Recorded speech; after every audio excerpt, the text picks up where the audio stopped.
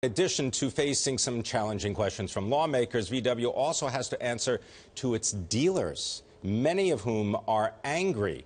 Steve Kalafer is the co-owner of Flemington Car Truck Country, which includes 5 Volkswagen dealerships, and he says he feels defrauded by the automaker. Steve Kalafer joins me now. Thank you very much. 5 Volkswagen brands, 2 Volkswagen Yes. dealerships. Beg your pardon.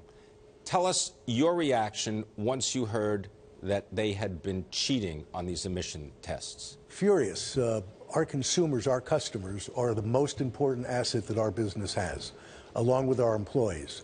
To purposefully commit a fraud, to perpetuate it for all of these years, became a culture. It's a culture that's being exposed, and being silent isn't being kind to it. What kind of communication have you had with the head office in Wolfsburg, Germany? I've had no communication. Our local field people receive memos and information as it's coming out, but there's been no reach out from Germany. I have asked for a meeting. I'd like to speak to them. I'd like to know what they were thinking, because I want to know who I'm in business with. Now, you're in business, on the one hand, by selling Volkswagen automobiles. You're also in the business of standing up for your customers who come in to purchase these automobiles. You received a letter that, can we say that that is an anecdotal piece of evidence that you see is widely shared by your customers? Tell us about this letter. Just received a letter, many phone calls, but just received a letter from the father of a purchaser of a young lady who bought a Volkswagen TDI diesel, the vehicle of her choice. She is so disgusted, so ashamed that she's driving this car because the pollutants are not as advertised, that her father wants to remove the nomenclature on the vehicle, so the vehicle, the badge, so it can be the TDI badge, the TDI badge, so that she can feel safe and secure. Because she's worried that someone's going to come up to the car, maybe vandalize it or hurt her.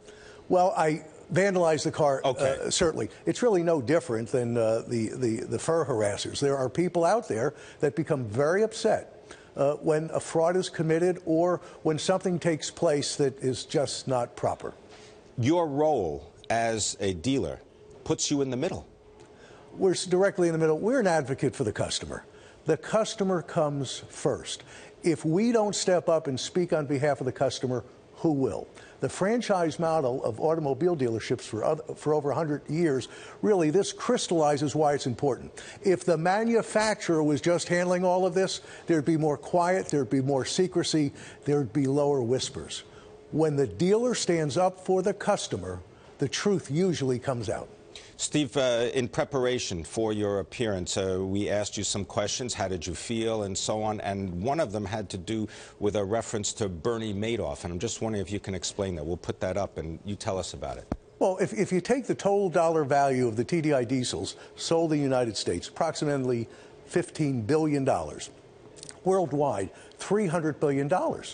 This fraud, not scandal, it is a fraud, is larger and makes the Madoff Ponzi frauds pale by nature. When people say scandal, I think of Hollywood, I think of all of that stuff. This isn't a scandal, this is fraud. People were hurt, and they've been hurt very badly. I want to thank you very much for coming in and spending time with us. Steve Kalafer, co-owner of Flemington Car Autos. Thank you very much.